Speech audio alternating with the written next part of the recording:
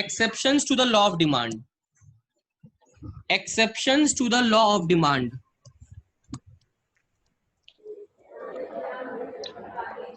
Exceptions to the, अच्छा एक चीज बताओ ना, लॉ ऑफ डिमांड क्या बोलता है कि प्राइस बढ़ने से डिमांड कम होगा, या फिर और उल्टा भी तो हो सकता है, प्राइस घटने से डिमांड बढ़ेगा। बट ये लॉ ऑफ डिमांड बोलता है। लेकिन अगर मैं बात कर रहा हूँ उसका एक्सेप्शन का, तो इसका एक्सेप्शन मतलब है कि उल्टा होगा, प्राइस के बढ़ने से डिमांड घटेगा नहीं, डिमांड बढ़ जाएगा। ये एक्सेप्शन है कि लॉ ऑफ डिमांड काम नहीं कर रहा। इसका मतलब अगर प्राइस बढ़ा तो डिमांड बढ़ेगा, या फिर प्राइस अगर घटा तो डिमांड भी घटेगा। ऐसा 5 केस है। कितना केस है? 5। जहाँ पे एल्फ्रेड मार्शल का जो लॉ है वो काम नहीं किया। नहीं करेगा। ऐसा 5 केस है जहाँ पे या तो प्राइस के बढ़ने से डिमांड बढ़ गया या फिर प्राइस घटने से डिमांड घट गया। अभी हम लोग समझेंगे ये वो कौन कौन सा 5 केस है। सबसे पहला जो केस है वो है गिफन गुड्स। कौन सा गुड्स? मेरे को पता है गिफन गुड्स बहुत जन जानते हैं इसमें से। किसको पता है गिफन गुड्स क्या होता है? नहीं पता? वो पता है। जिसमें अपना करते last part of income. Archana try कर रही है, कोई दिक्कत नहीं है। चलो सुनो हम बताते हैं। सुनो देखो क्या हुआ। देखो जो गिफन था ना, वो एक सर गिफन बोल के एक इंसान थे। हाँ, वो क्या नोटिस किए सर गिफन कि जब पोटैटो का प्राइस 10 था तो लोग पोटैटो पता है कितना खाता था? डिमांड पोटैटो का कितना था? सपोज 60 केजी था। और जब पोटैटो का प्राइस घट गया, डिमांड क्या होना चाहिए था? 60 से ज्यादा होना चाहिए था ना कम होना चाहिए था? बढ़ना चाहिए था ना? कम होना चाहिए था। नहीं, चाहिए तो था बढ़ना क्योंकि प्राइस कम हुआ। लेकिन एक्सेप्शन हो गया, डिमांड क्या हो गया? घट गया, कम हो गया। तो ये एक्सेप्शन हुआ कि नहीं हुआ? देखो अब, हाँ। क्योंकि प्राइस घटा और डिमांड भी घट गया। ऐसा होता तो नहीं है ना नॉर्मली, लेकिन इस बार ऐसा हो गया कि पोटैटो का जब प्राइस घट गया तो डिमांड भी घट गया। अब समझना होगा ऐसा क्यों हुआ, व्हाई दिस थिंग हैपेंड। तो ऐसा होने का एक कारण था। वो कारण क्या था हम समझा रहे हैं। जो उस कंट्री में लोग रहते थे ना, उनको जब पता चला ना कि पोटैटो का दाम गिर गया, तो एक चीज बताओ ना, अगर पोटैटो का प्राइस कम हो गया तो आपका परचेजिंग पावर जो है वो बढ़ जाएगा ना घट जाएगा? बढ़ जाएगा। कोई भी चीज का दाम कम होता है तो आपका परचेजिंग पावर बढ़ जाता है ना, एबिलिटी बढ़ जाता है। तो लोग जब परचेजिंग पावर बढ़ा ना, तो वो लोग उस प्राइस से पोटैटो छोड़ के क्या खाने लगा पता है? ये खाने लगा, मीट, ये खाने लगा, ये खाने लगा। क्यों? ये सब सारा सुपीरियर गुड्स है ना। तो ये पोटैटो कहाँ सुपीरियर, ये तो घटिया सा क्या गुड्स है। ज्यादा प्रोटीन किससे मिलेगा? ये सब से मिलेगा कि नहीं मिलेगा? है ना? हाँ। नीदा बोलिए हाँ सर मिलेगा। ठीक है। तो एक चीज बताओ, प्राइस ऑफ जब इंफीरियर गुड्स कम हुआ तो डिमांड भी इंफीरियर गुड्स का क्या हो गया? कम हो गया। कम हो गया। Why? Because people shifted towards which goods? Superior. Superior goods. तो यहाँ पे जो गिफन गुड्स है ना वो इंफीरियर गुड्स है। क्या गुड्स है? Inferior goods. और इंफीरियर गुड्स के केस में, गिफन गुड्स के केस में क्या लॉ ऑफ डिमांड काम किया कि नहीं किया? जोर से बोलो। नहीं किया। Are you getting my point? सबको समझ में आ गया पहला पॉइंट? हाँ। अब दूसरा पॉइंट जो है ये मेरा फेवरेट है। ये दूसरा पॉइंट क्या है सुनना। वेवलेंथ। दूसरा पॉइंट जो है वो है डेमोन्स्ट्रेशन इफेक्ट। क्या है? इसी का दूसरा नाम है कॉन्स्पिशियस कंजम्पशन गुड्स। हाँ ठीक है। देखो एक चीज तुमको समझा रहे हैं हम क्या हो रहा है। ऐसे तो मेरा कभी प्रतीक्षा की मम्मी से काम नहीं पड़ा, सीरियसली कभी काम नहीं पड़ा, क्योंकि होमवर्क कर लेती है तो कभी गार्जियन कॉल करने का जरूरत नहीं पड़ा। लेकिन हमको इतना पता ये लोग बहुत पैसे वाले, गुजरात के हैं, बहुत पैसे वाले।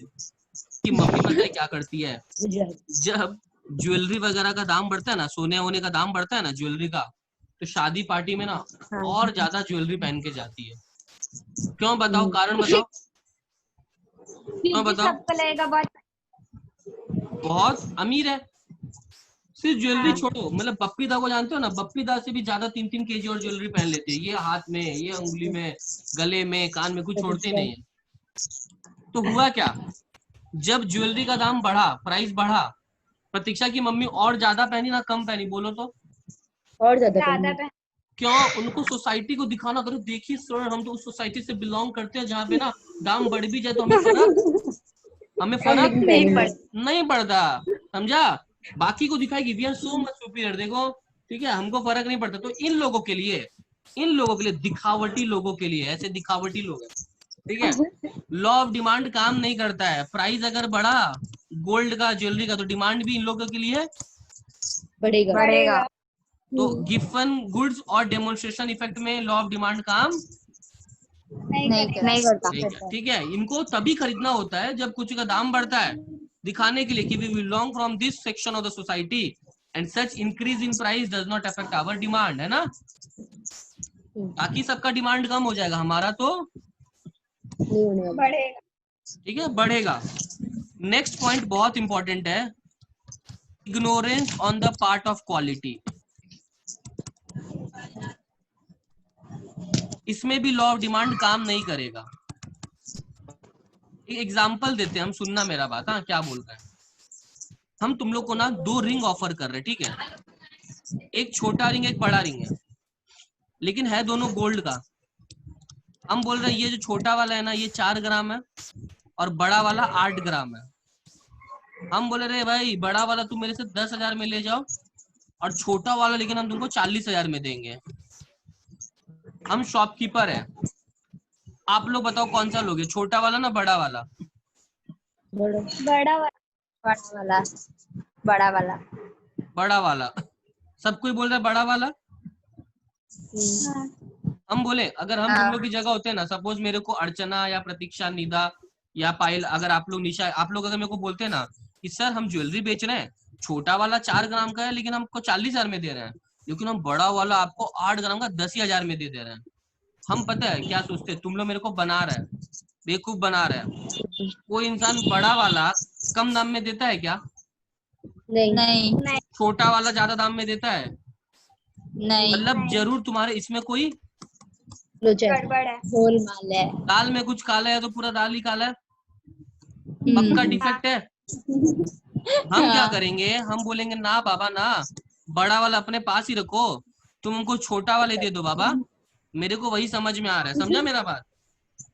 तो यहाँ पे देखो क्या होता है, मेरे को देखो क्वालिटी के बारे में पता था नहीं पता था, लेकिन हम चीजों को कैसे जज किए, जिसका दाम ज्यादा क्वालिटी भी ज्यादा है अच्छा होगा, तो डिमांड भी उसी का ज्यादा है ना। तुम लोग सब लालच में आ गया, लालच में आने का बात नहीं है, ध्यान से समझो। एक तुमको छोटा सा एग्जांपल दे, एक और, अगर हम तुमको बोले एक टी शर्ट है 300 का जो हम धर्मतला के फुटपाथ से लाए हैं, और एक टी शर्ट है 3,000 का जो हम अवनी से लेके आए हैं, ब्रांडेड है, एक चीज बोलो ना, क्वालिटी किसका ज्यादा बेटर होगा? अवनी का। और जो लोग क्वालिटी प्रेफर करते हैं वो लोग क्या ये सब घटिया चीज लेंगे? नहीं। तो डिमांड किसका ज्यादा होगा, अवनी वाले का ना धर्मतला वाले का? अवनी वाले। तो जब आपको कोई भी चीज का क्वालिटी के बारे में अंदाजा नहीं होता है ना, तो हम लोग चीजों को उसके क्वालिटी के जो होता है प्राइस के हिसाब से जज करते हैं। Higher the price better the quality and hence higher the demand. तो यहाँ पे मेरे वाला एग्जांपल देखो, यहाँ पे दाम किसका ज्यादा था, 10,000 ना 40,000, किसका ज्यादा था? 4 ग्राम। मेरा डिमांड भी किसका ज्यादा, कम वाले का ना ज्यादा वाले का? कम वाले का ना, नहीं, ये ज्यादा वाले का। हाँ, ना? 4 ग्राम। तो मेरे केस में क्या लॉ ऑफ डिमांड काम किया? नहीं। कि मेरा जिसका दाम ज्यादा डिमांड मेरा उसी का ज्यादा, तो लॉ ऑफ डिमांड तो काम नहीं किया। तो ये एक्सेप्शन हुआ कि नहीं हुआ? समझा? तो जब क्वालिटी के बारे में अंदाजा नहीं होता है तो इंसान क्या करता है, जिसका ज्यादा दाम होता है वो लेके आ जाता है, समझा? जिसका ज्यादा दाम होता है वो लेके आते क्योंकि क्वालिटी उसका ज्यादा अच्छा होता है। ये इस केस में भी लॉ ऑफ डिमांड काम नहीं करता है। तो 3 चीज, सबसे पहला गिवन गुड्स, दूसरा क्या बताया प्रतीक्षा वाला डेमोन्स्ट्रेशन इफेक्ट या कॉन्स्पिशियस कंजम्पशन गुड्स, तीसरा भी क्या बताया Ignorance on the part of जब क्वालिटी के बारे में अंदाजा नहीं है तो जिसका ज्यादा प्राइस होता है लोग वो उठा के ले आते हैं, है ना। उसके बाद मैं ये मिटा दूं क्या, हाँ, फोर्थ पॉइंट तो हाँ ये तो एकदम वेवलेन इफेक्ट जैसा है, तो इसकी जगह पे वेवलेन इफेक्ट लिख सकते हैं। हाँ बिल्कुल लिख सकते हो, बिल्कुल लिख सकते हो वेवलेन इफेक्ट। पॉइंट नंबर 4, इमरजेंसी या कोई वॉर या कोई अगर कोई इमरजेंसी डिक्लेयर हो गया, वॉर हो गया, स्ट्राइक हो गया, एक चीज बताओ ना, अगर दुकानदार ज्यादा दाम में बेचेगा तो नहीं खरीदेगा क्या?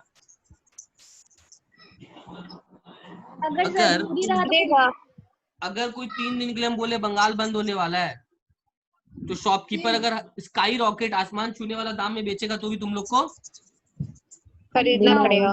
तो उस केस में प्राइस ज्यादा लेकिन डिमांड भी ज्यादा एक्सेप्शन हुआ कि नहीं हुआ? हुआ।